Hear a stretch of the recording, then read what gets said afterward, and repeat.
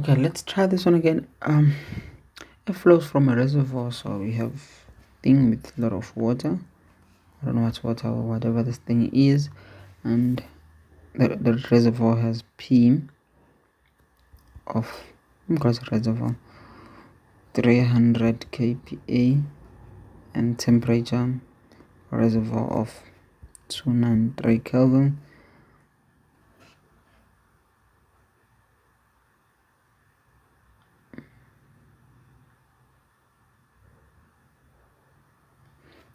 There's a converging nozzle. Then there we are getting 2 kPa. Here we have a diameter, let me just use radius of 20 times 10 negative 2 meters. I think we know everything. Then we need to find flux, mass flux through the nozzle using our equations. I won't do the isentropic tables because it's just interpolation, that all what it is. So yeah, let's try it. So first we know that our mass flow rate is going to be that, and that, right? That means if we see this, that means you need to find some C. To find some C, you'll need a Mach number, so you know the process. So we start with our favorite equation by now. Stagnation pressure is equals to 1 plus K Mach number squared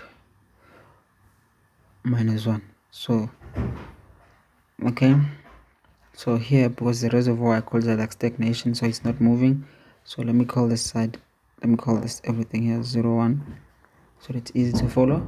Then if I plug in everything, I know this guy, I know that guy, I know that guy, I know that guy, I'm trying to find that guy. Then I'm solving for Mach's number, and then the answer I'll get is 0.7836. So I'm doing this for the purpose of making the video short. You can obviously add a lot of stuff here if you're interested. Hypo should be a bow tie. Yes, you can add a lot of stuff here, but that's our thingy. We also know that to find speed of sound, we need that and that and that, so there will be a need for T. So we do the same thing, do the same. This is 2 here, just so here, Mach number squared, there's nothing there. Then we know in the exit, we know in the reservoir, we know this is 1.4, we know this guy. Oh, we don't know the exit, so this would be the guy we don't know. So we'll be solving for this guy, we know everything else, and then we'll get, no, not stagnation, we don't know this one. This one we know is the one on the reservoir. So if we solve for him, this will be 1, and then it's just a matter of plugging in and playing. That's why I'm not actually showing the step. So again, you can put a lot of stuff here if you want, but my temperature became 260.9491 kelvins. So that's my temperature. And then now I can find the speed of sound. Okay, this was air, so it's going to be 1.48314 all over 28.94. Then temperature, then we use this one we just got now, 260 plus temperature here, so 94. Then we can root everything, and speed of sound become 323.964 meters per second. Okay, that's look really nice.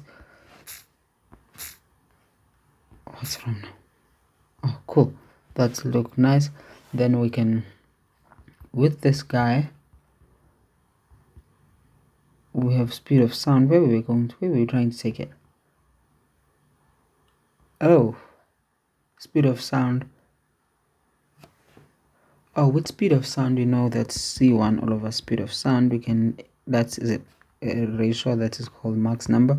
Then you already know this guy, we're trying to find that guy. Then C1 becomes something after solving, and then you know that guy just made of cross multiplying these two, and then let me just put them for you in this case. 323.964 by Mach's number 0.78. I'm just making it short, and then I get a C1 of something of 253.877 meters per second. What is the question again? Let's go back. Oh, mass flux. So this is what we're trying to solve. Let me just take this guy, go down with him. Let me put him here. So we sorted this one. I can find from now. This is our unknown. So there's actually a formula that does that for us. It will be density at the exit will be is equal to pressure at the exit all over RT temperature at the exit. So pressure at the exit, we know it, we're given 200, I think it was 200 kPAs. R will be that 314 all over 28.94. Temperature at the exit, somewhere we calculated it, is 260.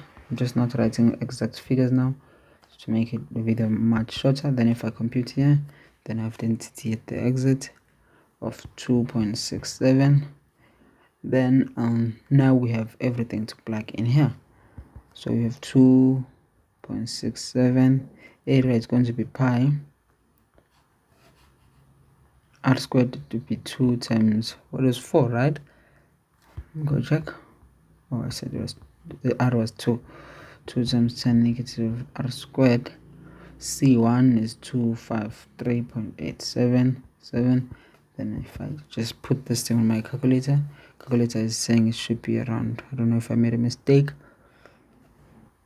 My calculator is saying it should be 0.8518.